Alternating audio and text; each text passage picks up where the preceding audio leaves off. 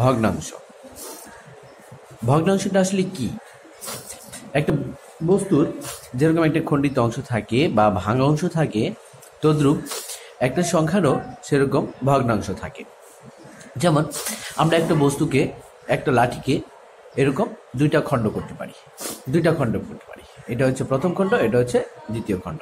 প্রথম খণ্ডকে আমরা যদি 1/2 বলি, দ্বিতীয় খণ্ডকে আমরা 1/2 বলবো। তার মানে অর্ধেক অর্ধেক। এটার অর্থ হচ্ছে অর্ধেক। এটার অর্থ হচ্ছে কি? এটার অর্থ অর্ধেক। এটার অর্থ কি? এটার অর্থ অর্ধেক। খেয়াল করি তাহলে আরো স্পষ্ট হবে।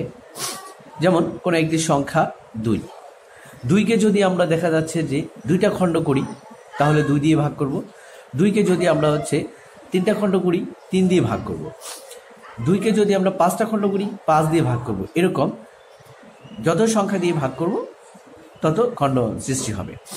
যেমন এটাকে যদি বলি 2টাকে 5 খণ্ড করা হয়েছে, সেই 5 খণ্ডের একটা খণ্ড হচ্ছে 2/5। যেমন একটা লাঠি নিলাম, একটা লাঠিকে আমরা দেখা যাচ্ছে সমান 5টি খণ্ডে ভাগ করলাম। 1 2 3 4, আরেকটা হবে সেটা 5। তার মানে এটার অর্থ হচ্ছে এই প্রতি খণ্ডের মান হচ্ছে 1/5। প্রতি খণ্ডের মান হচ্ছে 1/5। প্রতি খণ্ডের মান 1/5।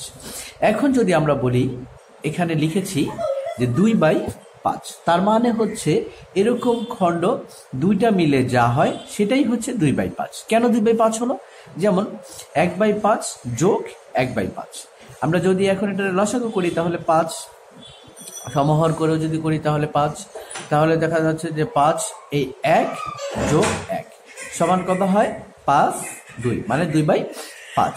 তার মানে দেখা যাচ্ছে যে আমরা এই প্রত্যেকটা খণ্ডকে যোগ করে যদি আমরা দেখা যাচ্ছে 3টা খণ্ড নিই তাহলে কত হবে? 3/5। যদি আমরা 4টা খণ্ড নিই তাহলে হবে 4/5।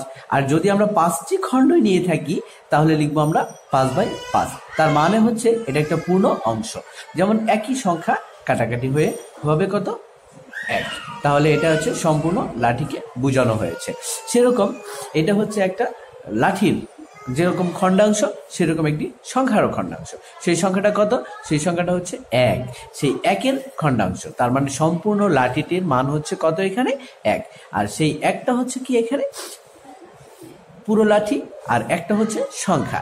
আর 1/5 2/5 3/5 এগুলো হচ্ছে সেই 1-এর বিভিন্ন খণ্ড অংশ। আমরা এর আগেও বলেছি যে একটা বস্তুকে যেরকম খণ্ড করা যায় আমরা একটি সংখ্যাকেও সেরকম খণ্ড করতে পারি। আর সেই সংখ্যাগুলো যোগ যোগ করে করে করে করে দেখা যাচ্ছে আমাদের একটা পূর্ণ লাঠি হয়েছে। তার মানে দেখা যাচ্ছে যে আমরা 1 পেয়েছি।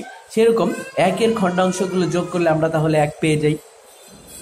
বন্ধুরা, এখন কথা হচ্ছে এই 1 পেলাম, এখন